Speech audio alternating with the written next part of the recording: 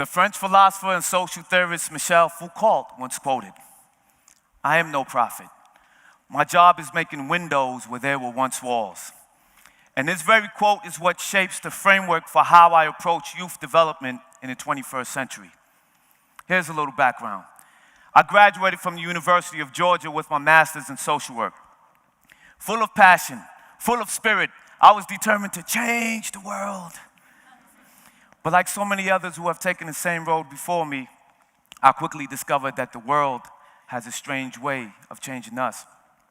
When I learned that social systems can be constructed and manipulated to have an adverse effect on the same population it's designed to assist, and how certain policies are drawn to foster dependency and perpetuate this cycle of mental poverty and mental desperation, like a cancer, it began to eat me alive from within, forcing me to evaluate my own perspective, my own programming, my own purpose for being. Do I tread on this hamster wheel of top-down policies and endless red tape until stress has become an integral part of my daily life, all in the name of job security, paying back student loans, maintaining perfect credit score? Do I become a rebel against the entire network of systematic racism, utilize my brain power to dismantle that machine until a house of cards collapse on itself? Or do I just use my energy to create the change that I wish to see in the world? Develop programs that can inspire our children to tap into their greatest potential, their minds. I chose the latter, but realized if I was to succeed at developing such a program, it would have to address two concerns that I struggle with. The first, how do we inspire children who are psychologically programmed with an inferiority complex to believe that the intellectual thread has no value in the fabric of our society? And in the same breath, how do we reprogram those individuals who still operates off that century-old recycled fear programming that makes them see those same children as criminals, as thugs, as inferior, as animals? I found the answer during one of my visits to the Village of Peace in Dimona, Israel. While there, I sat adjacent to this old white Russian Jew who I had nothing in common with besides the fact that we shared the human race. We shared the sun. We shared the sun that shined on us on that day, and we shared a chessboard. As we sat down playing chess, I stepped back to evaluate my situation. Here I am in a foreign country playing chess with a man that speaks a different language, that has a different belief system, a different culture, but still we found the decency to respect each other's humanity and positioning. Now, whether I won or lost, the game is irrelevant. I'm gonna be honest, that old man gave me a chess whooping. But what I walked away with from that experience is what helped me to develop the building blocks for Chess and Community, a nonprofit organization that is enriching the lives of hundreds of families and kids within the Athens community. Why chess? It is said to master the game of chess, one must begin by mastering his or her own mind. To put it in perspective, some chess grandmasters have the mental capacity to stand in one corner of this room with their back to the audience, blindfolded, and can play chess with about 30 people in here without touching the chessboard. I'm nowhere near there. That requires a great deal of mental discipline and concentration. And as impressive as that may be, I've met some phenomenal and skillful chess players in my life with rankings of masters and grandmasters, but they were homeless. They were hopping from shelter to shelter, some by choice, expressing that they no longer want to play the game where a man's value is determined by how much money they make in a year, while others just failed to apply the strategies that made them successful on the chessboard in life. And this is where Chess and Community comes in. Our models are think before you move, think before you engage, think before you speak. We use chess not only as a tool to enhance critical thinking skills, but as a model that helps young people make informed and calculated decisions when confronted with real-world scenarios. Through chess, we show them the difference between responding and reacting, and we encourage them to think critically through every move you make on and off the chessboard. Allow me to make a small demonstration. I need everybody in the room to spell top. Come on, I know we can spell top. All right, now I need everybody in the room to spell pot. Spell it again. What do we do when we get to the green light? And what do we do when we get to the red light?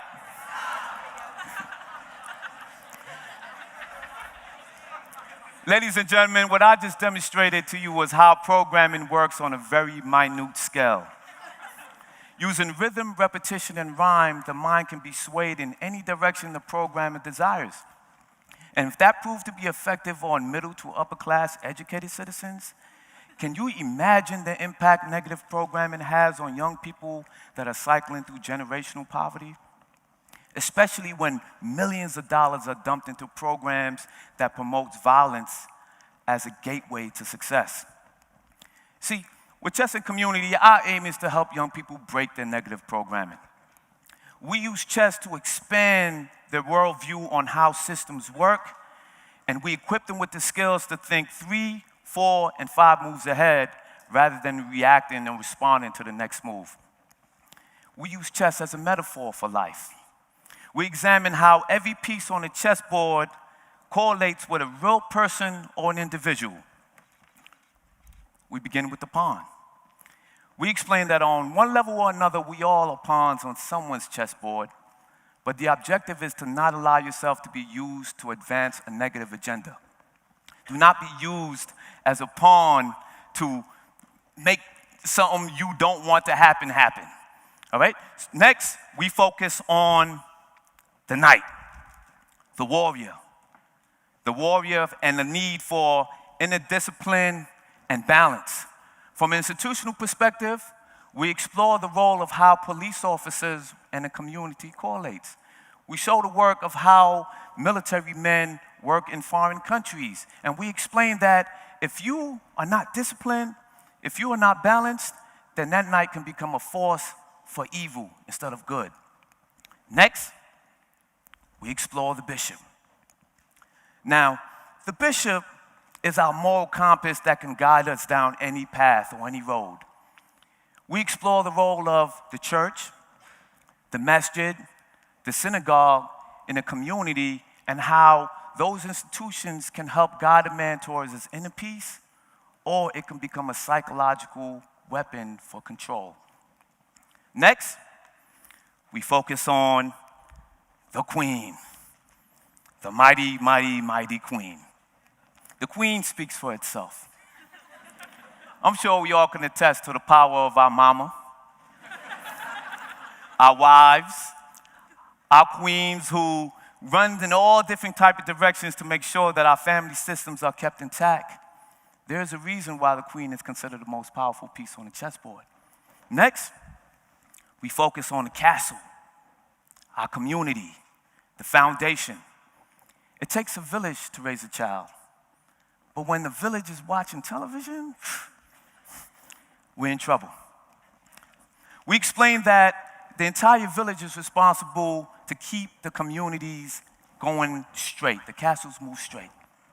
And when one family is broken, that reflects on the entire community. Next, we focus on the king. The king is a pivotal piece on the chessboard as a father is a pivotal piece in the family system. I read a statistic the other day that disturbed me. It said 85% of children incarcerated come from fatherless homes. 75% of kids incarcerated come from homes where the parent was also incarcerated. Now, that cycle goes on and waits to be broken. And it becomes our responsibility to figure out how we can share and break those responsibilities and share and break the way the king is perceived. Now, the great philosopher Lao Tzu, a Chinese philosopher, he said that the journey of 1,000 miles begins with a single step. And ladies and gentlemen, too often the first step we usually take is in our own way.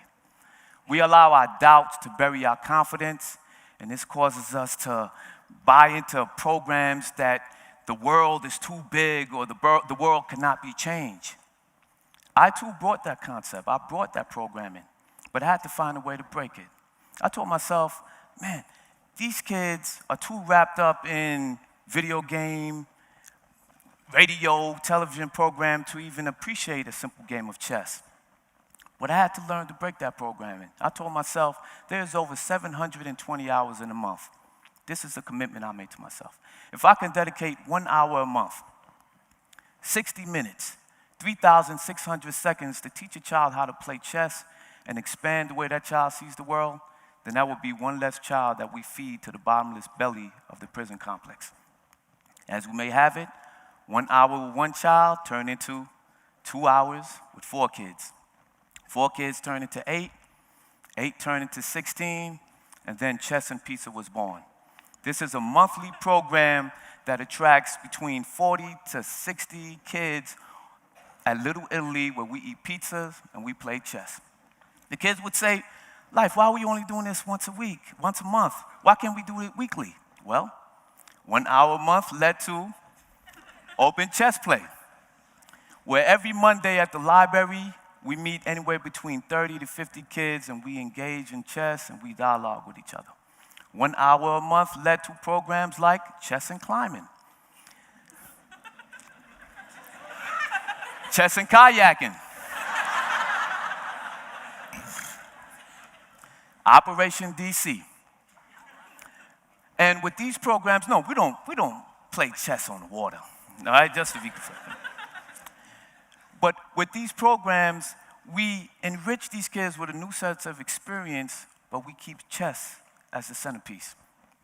Now, finally, that 1 hour a month led to our annual chess and community conference, where we attract hundreds of kids to come compete with each other in chess and dialogue about ways to change the local community.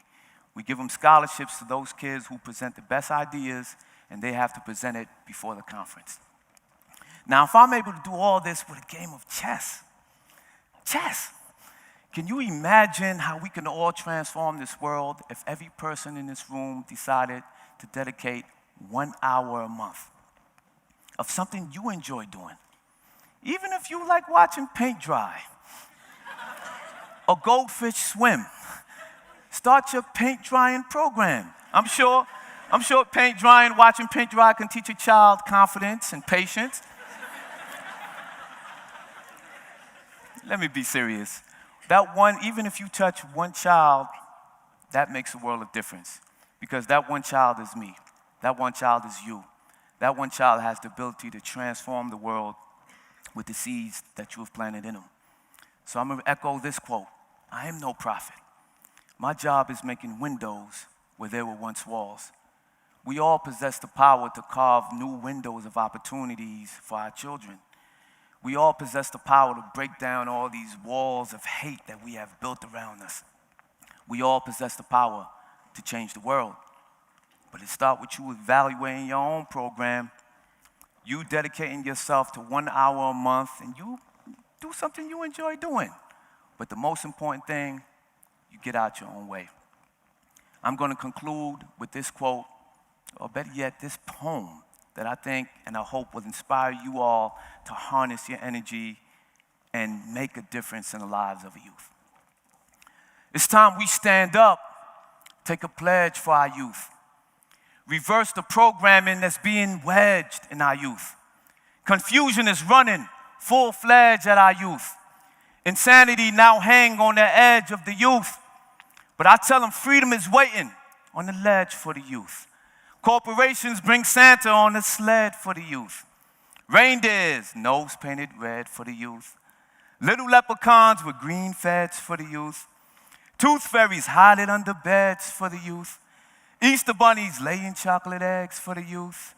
While the pastor is yelling, he died and bled for the youth. Pharmacies selling prescription meds to the youth. And rappers sign deals to spit dead to the youth. Verbal genocide, they spit lead to the youth. Load pistols and aim it at the heads of our youth, while parents are unaware of what's being said to the youth, but still consuming the venom that's being spread to the youth, unconcerned with the lies that's being read to the youth. Synthetic burgers and fries is being fed to the youth. And mama works double shift trying to bring bread for the youth and fill the shoes of the alpha male who fled from the youth. So in crept the spider, built webs for the youth. They build prisons and jails to be the shed for the youth. Judges slam gavels, tears shed from the youth. 25 to life, years shed from the youth. While the rest of the world's lapping the head of our youth. When I try to speak sense, it's like they dreading the truth. Become a seamstress for the Most High and thread in the truth. When the valley of death becomes a highway, just trail in the truth. Even if you find yourself alone, at least you dwelled in the truth. Don't be a rebel without a cause. Rebel in the truth. Stare the wicked in their eyes, man, and tell them the truth.